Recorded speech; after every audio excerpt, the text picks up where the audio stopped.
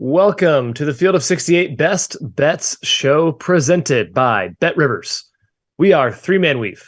We are here to talk to you about college basketball and the Thursday slate of college basketball games. Betting. It's fantastic. We love it, Jim, don't we? Hey, takeaways from yesterday? What'd you see out there? Kai, I saw that Drew Pember is an absolute mega monster. He is. My boy. 48, 12, 2, My and boy. 2 blocks. 8 of 10 from 3. Wow. Giant win for Asheville in overtime. Actually, the third 45-point game in the past week. Shout out to Trenton Massner of Western Illinois and Matt's boy Marcus Sahonis. Had a big one for the Beach. Also, I think that was in triple overtime, but it counts. It still counts. So some big mid-major scoring explosions. Matthias caught my eye. Kai, I'll go a little off the beaten path. They're talking about Dayton. The rumors about a resurgence were overblown. And I think I started those rumors. Maybe I didn't. Whether I started whether I hopped on the bandwagon, that bandwagon has crashed and burned. They just lost at Rhode Island last night. Rhode Island was up most of that game. George Washington lost there just before, crumbling at home against VCU before a semi-impressive and not really win against Davidson. Like maybe the Flyers just are too far behind the 8 ball at this point in the season with all the injuries they've had to like ever touch or scrape the surface of the ceiling that we thought they had. That bums me out. That bums me out.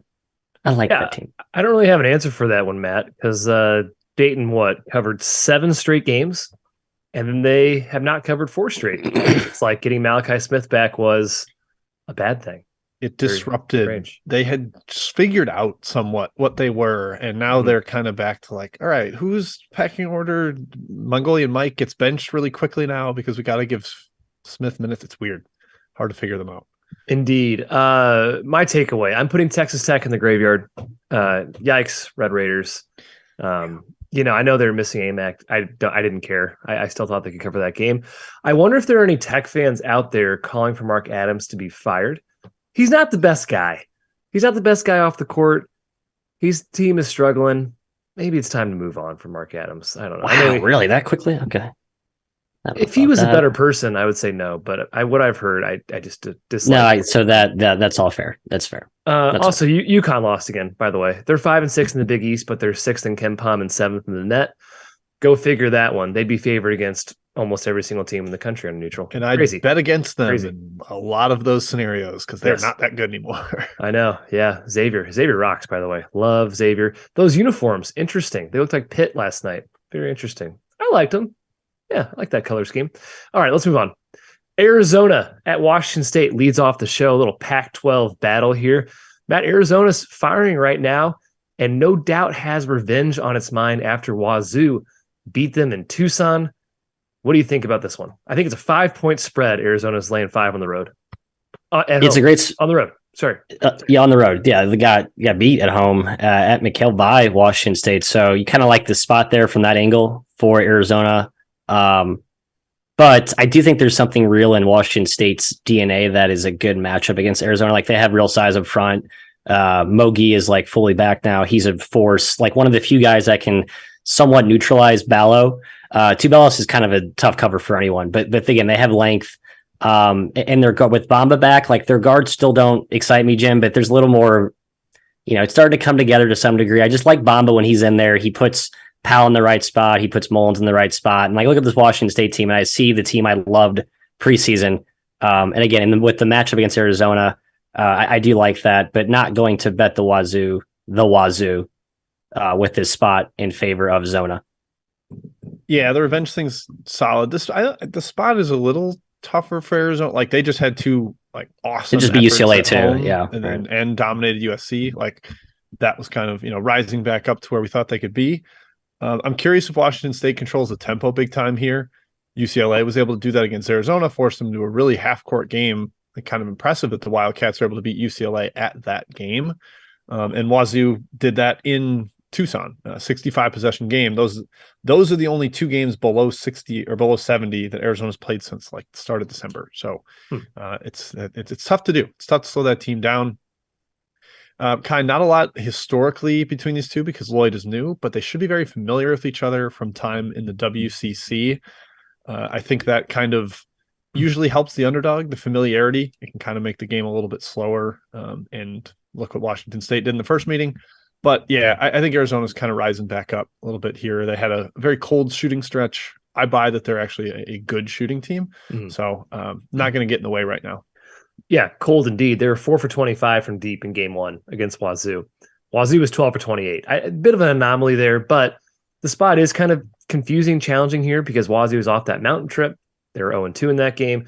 We know Bomba's missed a few games in and out of the lineup, certainly have affected their ratings for sure. But I think Arizona kind of outclasses Wazoo in talent, and they have been much better. Like I said, in the last couple of contests, 4.5, 5 seems like the right number. I probably have a slight lean towards the Wildcats. Next game here, Purdue at Michigan in a Big Ten tilt. Jim, for me, you got to know the status of Jett Howard. If he's in, I would play Michigan. Michigan's 9-0-1 against the spread in their last 10 games against Purdue. I'll say that again. They have not lost a single game against the spread in their last 10 to Purdue. That is wild. Purdue hasn't won in the Chrysler Center since 2018. Who do you like in this game? I'm with you, Kai. If Jett's in there, +5 for Michigan. Yep, give me that. I'm all over it. Howard and Martelli, like you said, they're 5-0 against Painter. The further back goes with Mr. Beeline, but I think that matters a little bit. They've been able to game plan against one of the best coaches in the league consistently. They're actually 4-1 straight up too.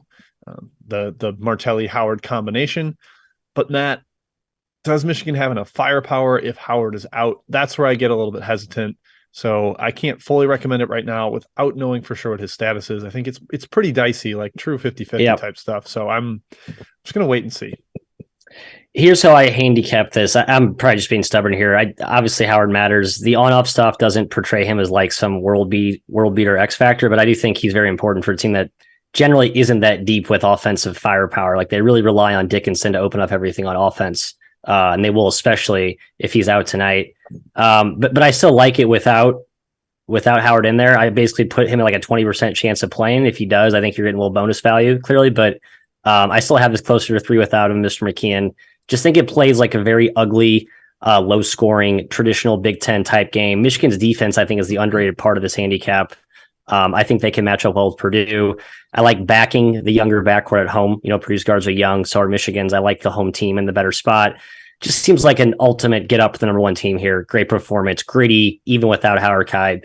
It's actually my best bet, Michigan +5. So taking the Wolverines. Yep, I'm going to ride that head-to-head dominance trend. Yeah, like I said, if Howard's in, I'm taking it too. I think 5's way too much, but I kind of think he's going to be out. Hoop Explorer, he's Michigan is 108.9 points per 100 possessions when he's on the floor, 101.3 when he's off on offense. So a lot better on offense when he's on. However, defensively, they're a lot better when he's off the floor. Now, the sample size is pretty small. He plays a lot of minutes here. But when the net difference is only 2 points per 100 possessions, that makes me think a little bit. Dickinson versus Edey is going to be awesome. I'm excited to watch that battle, that bout here. Again, I need to see Howard in the lineup, but I root for Matt in his best bet. UCLA at USC. We're flip-flopping Pac-12 Big Ten. I know what I did on the outline. I know. I should have just kept it in order that makes sense, but I went back and forth. USC usually plays UCLA pretty close, Matt. Last game, 2-point game. Last year, 3-point and 7-point game. Do you think they play the Bruins close once again? They are dogs by, I think, 5 points right now at home to UCLA. 4.5 at BetRivers. Yeah, similar to the narrative I just spewed with Washington State, Arizona, I think there's something real to the USC, UCLA head-to-head. Well, I guess just more recently, just look at last game. USC gets down big, but they rally all the way back, almost stun UCLA in Pauley Pavilion. Their length and size is very real. There's no Mobley this year. There's no, they don't have like a prototype 5-star interior fulcrum, but they are still super long all across the board. They defend well. Like they're getting better play from their guards. All that said, Jim, I think it's a great spot to back UCLA. I'm not going to give USC much credit for home here at all. I think they're sort of alerted by the fact that they almost gave that away last time. It's the right spot to take a short road favorite, and I'm still a UCLA guy. I think you're getting a cheap price to back them. Yeah, UCLA off a loss, like that too. I think that's solid. You mentioned Kai USC against UCLA. Enfield 5-3 against the spread against Cronin. Okay, not much, but covering by an average of 5 a game. He's been really good against the number, just a couple that have been close and not been able to get over the hump. With it being a lower number at home, I almost think that's disadvantageous. With home not meaning much in this rivalry because of the proximity, I kind of like the road team more, especially if you're the dog and getting points there. And I think, yeah, Matt's point about potentially getting UCLA in a better spot matters. And saw someone in the chat ask about the under. I'm really close to taking the under here. UCLA is like king of playing way slower in replay. They've been doing that big time. There's just some shooting regression stuff that kind of spooks me. We could see like a hot shooting game that goes over in an efficiency type thing. So it would be under, if anything, for me, Kai, on total, but I haven't officially bet it. Word is Ras played the over in this game. Game one played 59 possessions, and the market certainly overreacted to the opening line here. As I forgot who pointed this out, Ryan N pointed out in the chat, the total opened a lot lower than it closed last game. Probably an overreaction, but 59 possessions is no joke. And should we expect the game to play out any differently pace-wise? I don't know. Game one, UCLA got up by 18 points. They were controlling USC. They let off the gas. I think they handled business in this game. I think UCLA takes it. I lean towards the Bruins. Back to the Big Ten we go. I promised we were flip-flopping, and we are indeed. Iowa is at Michigan State. It's now at -2 at BetRivers, Jim, and I'm intrigued by Sparty. I just can't really trust him without Malik Hall. They are 2-1 against the spread without him recently. But that Indiana game was gross, and I just think he's still so important to this team. Yeah, I think he matters a ton. And so even despite some of those more recent numbers, maybe the line actually has adjusted a little better for him after the first stretch where he was out and they were pretty abysmal against the number. Not much history data between Izzo and Fran. Well, there's 20 matchups, but like they're basically coin flips. Both record and margin indicate it's just close every time. There's nothing to sniff out there, unfortunately. I actually do like the under, though, Matthew. I'm seeing Red also say this is a potential Raz under. I buy it. A lot of stuff I'm looking at also backs that up. 5 of the last 6, I believe, between these two have gone under. They've been really high totals, like 150s every time. So there's going to be points, but I kind of buy that. I think Michigan State slows things down a little bit. This isn't quite the same potent Iowa offense as we've seen in the past where they've had Garza or Keegan Murray to play through. Chris Murray's great, but he's not National Player of the Year, first team All-American quite level. So under, if anything, side, I got nothing on that.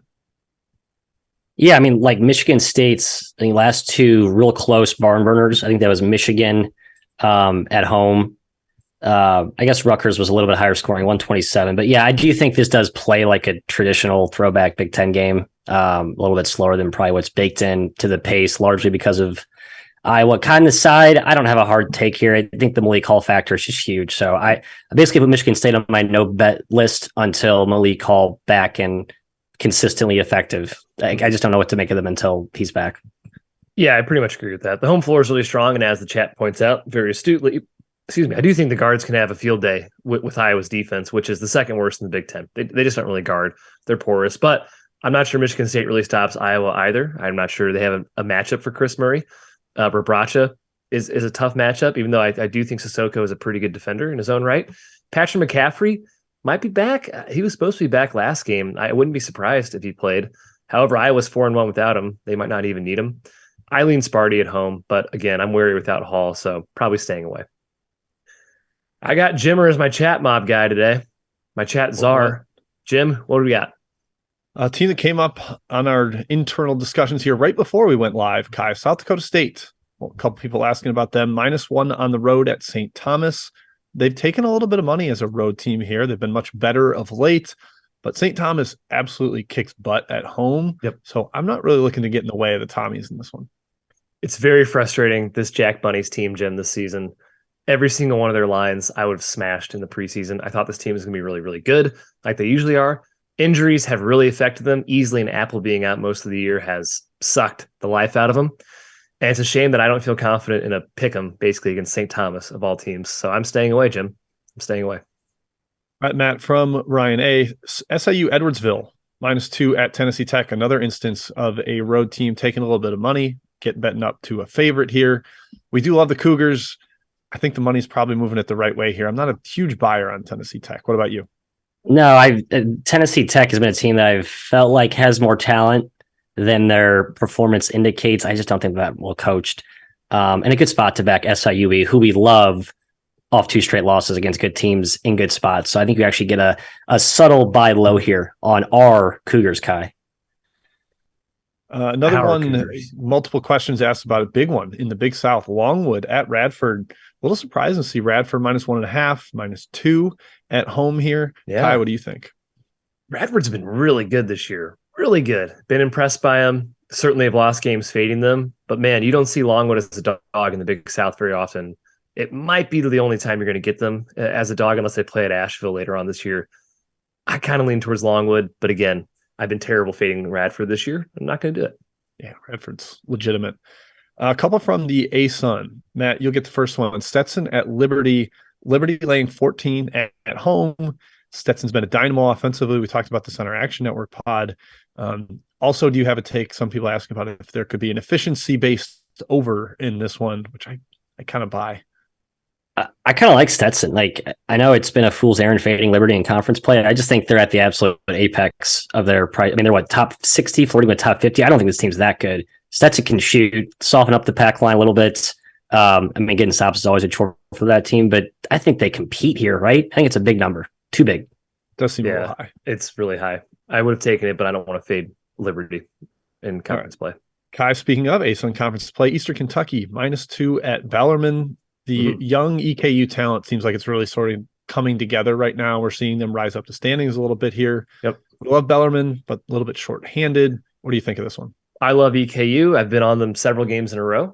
They did not cover last game, I believe, but I think they get it done tonight. I'm on EKU. Finding information on players for Bellarmine is impossible, but Peter Suter missed last game. He's really important for this team.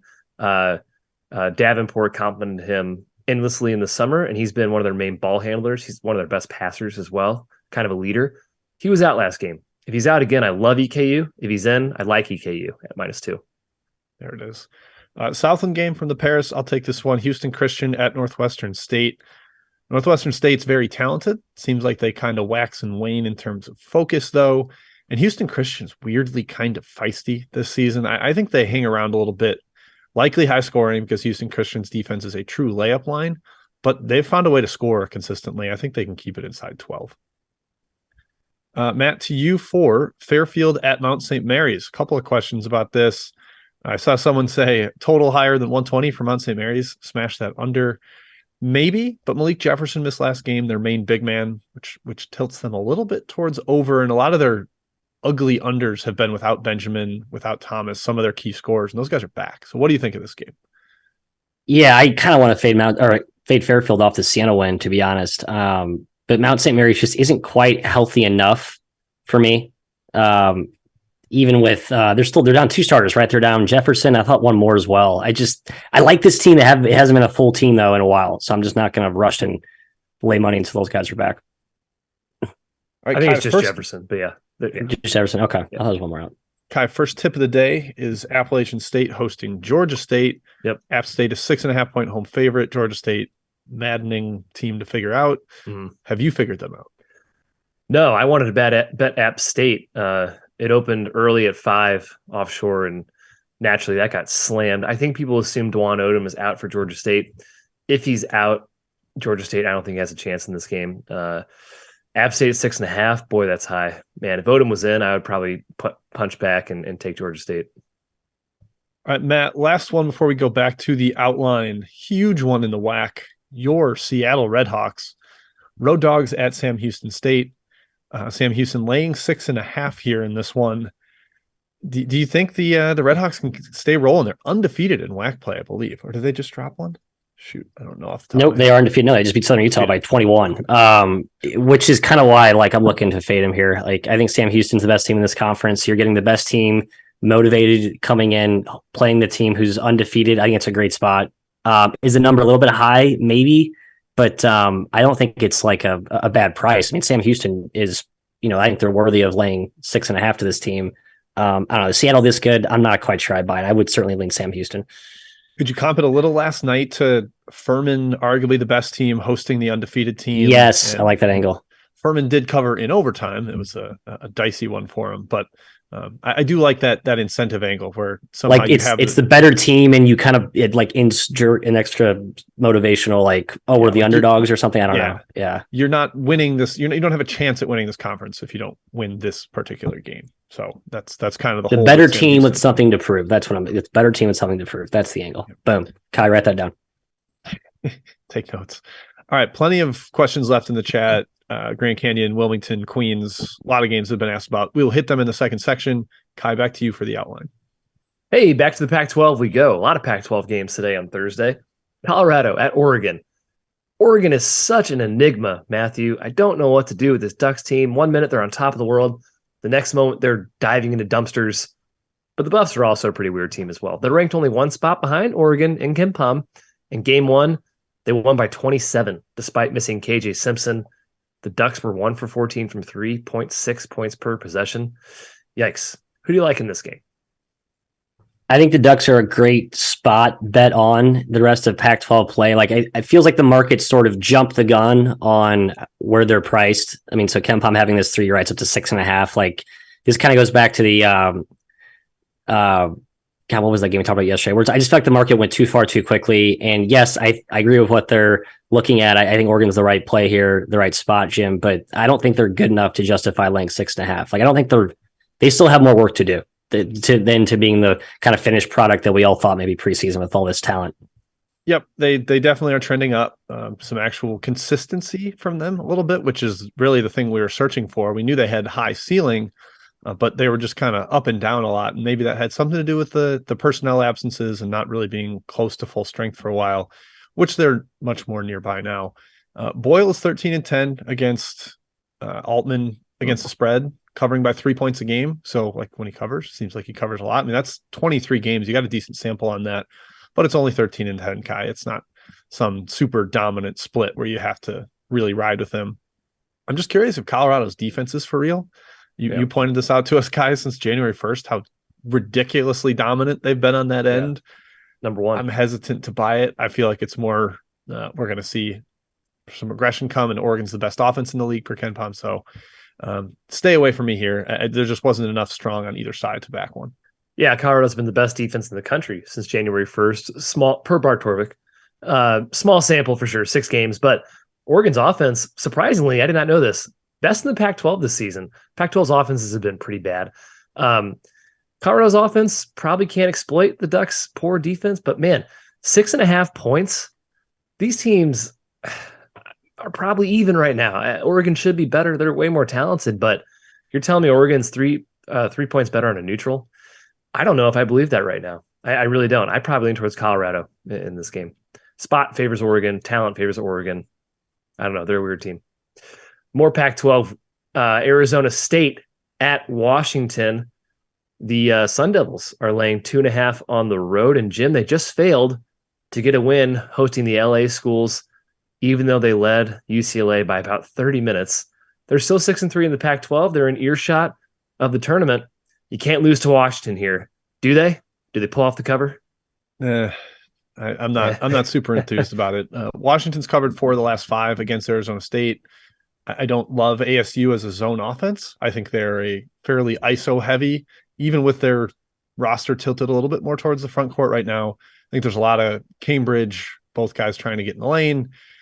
Frankie Collins doing the same thing. Would be tougher against a 2-3, and I think it's shown that in historical matchups.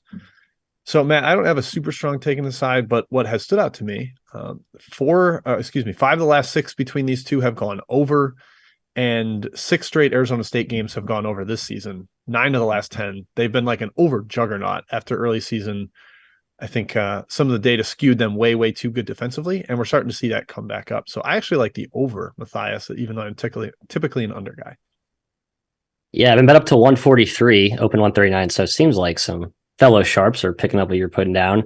I kind of like Washington. I bet Washington last game against Utah, and I forgot a pretty key component to they're kind of a young team. They're playing 2 freshmen, pretty major minutes. Like, it's Keon Brooks, the 2 freshmen who are starting to emerge, and a bunch of other like solid transfers, and they were playing really well up until that point. I just think that young team on the road in altitude, mountain trip, it's probably foolish to try and back them then. I still think they're like a good, subtly better than you think type of bet on. And against Arizona State, who I think you can take them out of their rhythm offensively with zone. I kind of like Washington here. I do. I think they cover this at home against the money, Kai. 2.5 now. Yeah. I do think, in theory, Washington zone can work against Arizona State because these guards love to shoot. It's kind of like Syracuse, North Carolina. You dare Cambridge, Horn, Collins, Neal to shoot, and boy, will they oblige. Even if it's a poor look, baby, that ball is going up. So if ASU is cold, Washington can absolutely win this game, but their offense has been atrocious on the other end. And Arizona State's defense, man, when it's locked down, it is locked down. They are so athletic. They're so quick. They're going to force turnovers. They're going to dominate the inside. I lean towards ASU -2.5 here, actually. So that's the way I'm heading with this game, fellas. In the WAC, we got a major battle between Utah Valley and Southern Utah. Utah Valley, Matthew, is in sole possession of second place. The Thunderbirds are trying to tie them with a win here. Interestingly, these teams have only played 3 games when the games were lined. Southern Utah is 3-0 straight up. Utah Valley 2-1 against the spread. Who do you like in this one? 1.5 points separate these teams. Southern Utah favored by 1.5 at home. Yeah, I wrote down Utah Valley last night. I'm still tempted to take him because the money's pushed it toward Southern Utah. They used to play every year non-conference. Now they're same conference. So I think there's a little bit of familiarity here with both teams, and at least to travel. It's kind of why I like Utah Valley. Just think they're an awesome team. I know Southern Utah's been terrific as well, but I think Utah Valley is the more complete team. I think they've proven that they're the better team throughout the course of the year, where the Thunderbird shim, it seems like they've just caught thunder in a lightning in a bottle, whatever. You know what I mean? Like Recently, thunder in a bottle doesn't really make sense. I guess it's kind of abstract, but you get the idea. I'm going to wait maybe 2 shows, maybe 3 shows, and I might back my Wolverines, the dancing Mark Madsen's on the road. There you go. Good there dancing. You go. I kind of like Southern Utah here. I've been too low on them for a lot of the season. I thought they lost too much guard play last season. But Tavion Jones has been so good, it almost hasn't mattered, Kai. I've been really impressed with them. They have burned me a few times. Utah Valley's guards are better than last year too, with Woodbury back, having missed almost the entire season last year. But Bandego, I think that's Aziz Bandego, yeah, whatever. Yep. I think that's how they pronounced it when I watched. Has given them a really, really solid AMAC replacement. He dominates the glass just like AMAC did. So it's tough to really anticipate Southern Utah having a lot of success in the paint, but I just like the guard advantage. This strikes me as a game that gets up and down. At Southern Utah, they tend to have frenetic type of transition-y games at home. Lean towards Southern Utah playing a little bit more of their style. Yeah, Utah Valley's on a tear, man. They're very good. They're very well coached. It's the best Utah Valley team in the KenPom era currently. Better than the Pope teams, better than the AMAC teams. That's very surprising to me, at least from the preseason lens here. And their defense is really good. Southern Utah scores by attacking, getting to the lane. And Utah Valley's got the best conference 2-point percentage field goal defense. Also, they're 7th in the country in field goal percentage allowed at the rim per hoop math. I think that's important. Although Southern Utah probably has the athleticism edge, they're definitely more experienced. They definitely have a strong home court. I think Utah Valley is a better team right now, better coached. 1.5 is a fair line. I'm going to throw my hands up and move on. And we go to our last game on the outline. It is UC Santa Barbara, a.k.a. Santa Babs, at Hawaii. Matt's Bows. Jim, Hawaii is laying just a point. Essentially a pick here. Nobody's talking about Babs, and I'm angry about it. They're 7-1 in the Big West. They're 16-3 overall. They're going to make the dance again. Pashnak has them in the top 100. It's the 4th time in 26 years they've been in the top 100 in KenPom. Heck, they're a good team, Jim. Who do you like tonight? Yeah, why is it lame to love them, man? They were 135th in KenPom last year, and they replaced their only missing starter with a double-double guy from Cal, like actually good player from Cal. They're not as likable as my Bows. That's all I'm saying. To take him against my Bows in this spot, I mean, come on, just disrespectful. I'll take the better team. And historically, Hawaii's home court advantage is not as strong as like you just think, oh, traveling to the islands. Yeah, no, I agree. It's overplayed generally. Statistically, KenPom has it as like middling in the country. It's really not that good. I kind of like UCSB here, Matthew. I just think they're better. They're comfortable in a grinded out game that Hawaii is going to try to make it with that St. Mary's-esque system, really slow to a crawl in the half court. And I'll just take the slightly better team. I know that's mean for you to say for me to say about your Bows, but I'm a Gaucho tonight. I think they have the better team. I think the price is about right. So I didn't take it. I'm just going to root for my Bows, sit back, put my feet up here.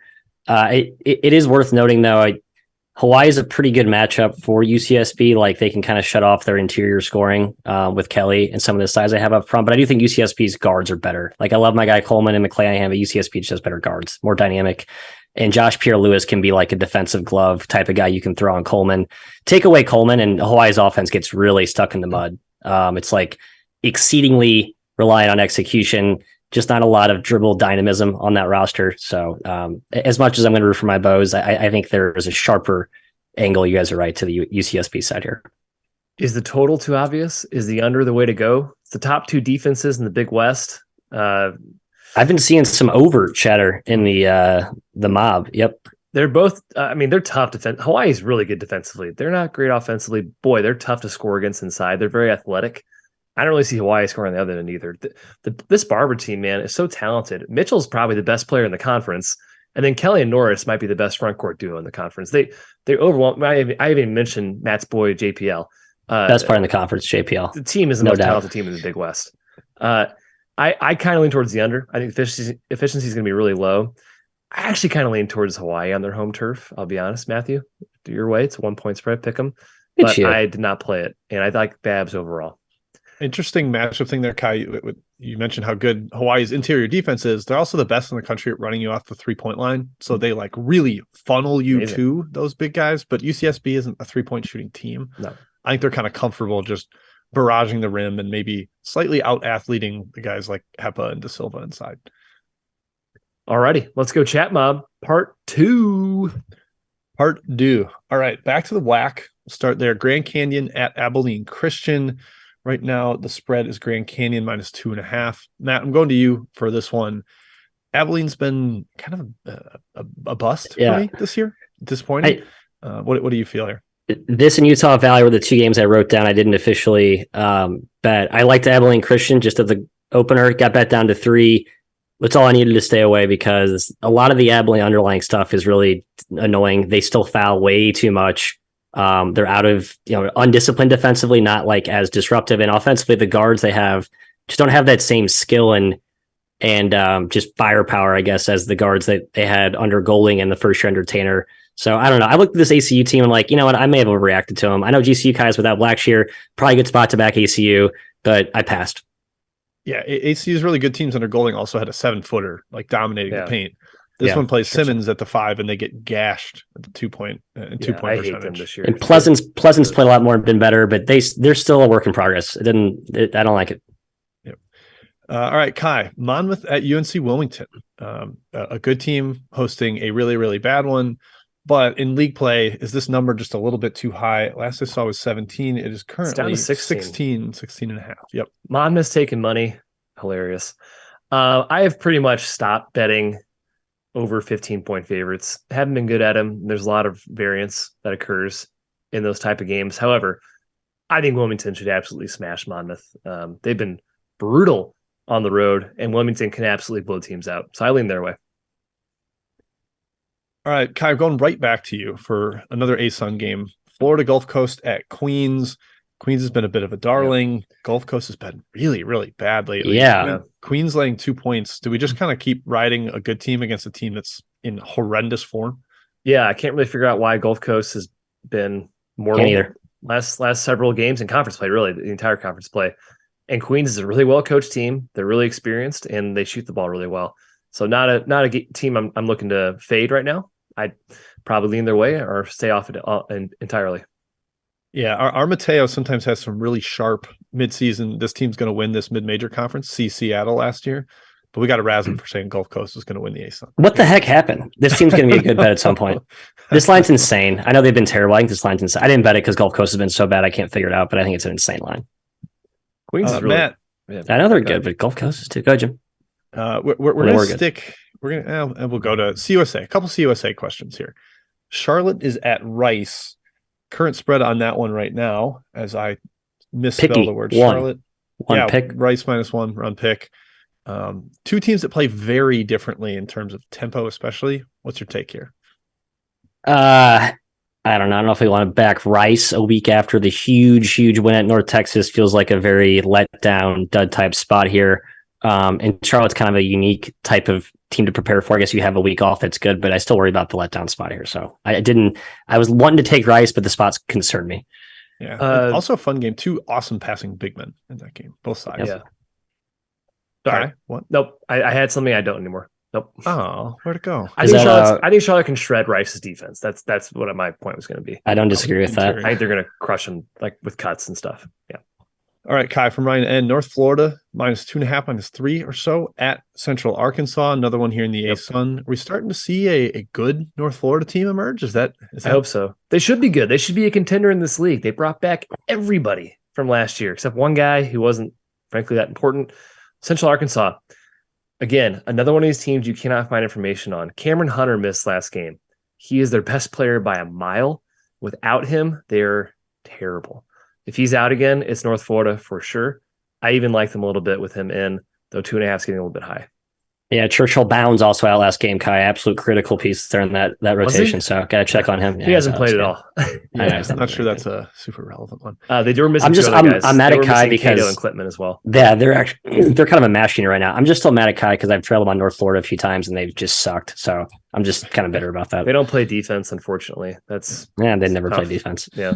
All right, from Matt Akers, I'm taking this one. Stop me, guys, if you really disagree. But UC Irvine -3 at Fullerton. I am full systems go on Irvine. I love Irvine there. It's cheap. Yep, I agree. It's cheap. I worry about the. It was 1, wasn't it? Didn't it open at 1? I was like, I still think it's cheap. I think it's cheap. I'm with you. I was all over Irvine at 1, not 3. Yeah, I can't. I don't like Irvine without Ben, but still think it's cheap. Yep. All right, Matthew from Red R/Ed Redmond, having a nice snow day at home. Shout out to that. Troy at the Cajuns. Cajuns laying 5 against Troy. Scotty Cross is an underdog. I don't really love fading that situation.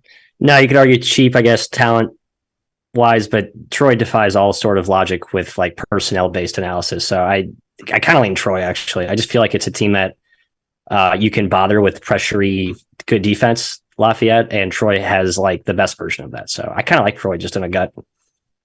All right. Jay Letterman's got 2 OVC totals, but before we hit that, Kai, yes, curious if you have a take on what to do here. Green Bay just fired Will Ryan, and now Matt Brott's asking about Northern Kentucky at Green Bay, side or total. He specifically asked about the total.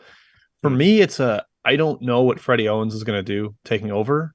He is a former Bo Ryan player, so I would imagine slow swing type stuff, but I just don't know enough to be certain on what Green Bay is going to do. You know what I'm going to do? I'm going to trust the initial gut of our local chatters here. Taylor in the chat, an NKU guy, he said his team should not be favored by 17 over anybody. I kind of agree. I think you play the angle that works in college football. You bet the team with the interim head coach. I 100% like that angle. Yes. Having said that, I did not bet this game. Yeah. I didn't either. I kind of like the under 2. NKU slow zone. It's going to muck the game. It's going to be weird. I doubt they're ready to play a great zone offense. All right. The 2 Jay Letterman OVC overs. Matt, actually one's an under. Lindenwood at UT Martin. Do you like the over 145.5? I think I do. I'm not quite sure how much UT Martin, is pressing. I've watched them a couple of times. They do press selectively if they press a lot this game, which they should against Lindenwood's ball handling, which isn't that great, to be honest. I think it's probably an up-tempo game, so I can see an over angle there, I guess, as I talk through it. Actually, I'm an idiot. The other game is not an OVC game, so I apologize. Kai, it's an A-Sun game, which is good for you. Cool. Jacksonville at North Alabama, total of 129. It's been bet down pretty hard, but I agree with it. I think Jacksonville is back to throttling teams into their style. I'm on the under, Jim. I'm on the under. Ooh, what'd you get it at? I'm curious. I can't remember. Okay, probably better than 129, I would imagine. Yeah, I think it's better than 129. Yeah, they can really muck games up, and UNA plays fast, but I think last year these games played super slow, super slow. Yeah, Jacksonville's better. Bet Jacksonville. Sorry, I just hit me, Jim. You're right. This line's way too short. This is like, as I feel like we go through the show, one game a day kind of pops out. It's like, oh yeah, that line's way just weird. They're one of those teams that was really good last year, Matt, like South Dakota State, that has not been playing that great this year, and I just can't, because they've been injured and now they're getting healthier and then should improve. Omar Payne missed last game, which they covered. Oh, that's right. I thought he was back. They keep having guys in and out of the lineup. I know all their big guys are in and out. Yeah. But yeah, Kai, to your point, 61 possessions when they played last year, the one game, really slow. Yep. All right, 3 more, and then we have a sneak look ahead question about tomorrow that I think is worth asking because the guy's going to be at the game. All right, Matt from Ray Reyes, Middle Tennessee +9 at Florida Atlantic. Do the Owls keep rolling? They're back home. They're deadly. Middle Tennessee is a no-bet team for me. What do you got? I like Middle Tennessee. I do. I'm not going to bet it because I don't like to fade FAU, but FAU had that little mini lull before they impressed us with the North Texas sweep and the UTEP game. Some teams caught him at home napping a little bit in the second half, made some runs on him. I think Middle Tennessee is a team that plays hard and they get up for this game. I think they cover 9, but don't fade FAU. Move on. There's better things to invest your money in. Kai, John Hudak asked about Utah Tech at Tarleton. I believe you brought up Tarleton's home road splits in our chat. Do you happen to remember those or at least directionally what they were? They are stark. Tarleton is undefeated at home against the spread this year. I think it's like 4-0-1. On the road, it's like 0-7. On the road, it is 2-7 on the road, 4-0 at home. Sorry. They're also getting healthier. Freddie Hicks is back. He's playing more minutes. I like Tarleton a lot in this game. I do too. It makes sense. A team that is hyper reliant on the whistle is better at home. Yep. And their crowd, they have a good home crowd that probably influences. Completely buy that. Speaking of whistle, Utah Tech, number 1 in the country in free throw attempt rate. I think Tarleton's number 2. So this game's going to be just foul. Yeah, don't bet a total unless you want to just be pulling your hair out after a 2 hour and 45-minute game because of whistle after whistle. Mm-hmm. And Cam Gooden is back for Utah. Yeah, Tech, so yep. That was a pretty stupid bet for me. New Mexico State comes back and scores 17 in 20 minutes. Hyper efficient.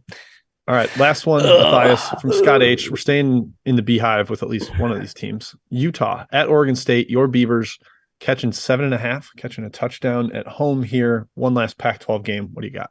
Yeah, you could see Oregon State mucking this up, but you can't bet Oregon State for a full 40 minutes. They will eventually crack. Did that against Stanford. They just don't have talent this year. It's young, 3-star caliber talent. They play hard. I think Tingle's a good coach. But I'm not laying them. I'm not taking the points with them here against Utah. All right, Kai, real quick. SLU at Davidson tomorrow.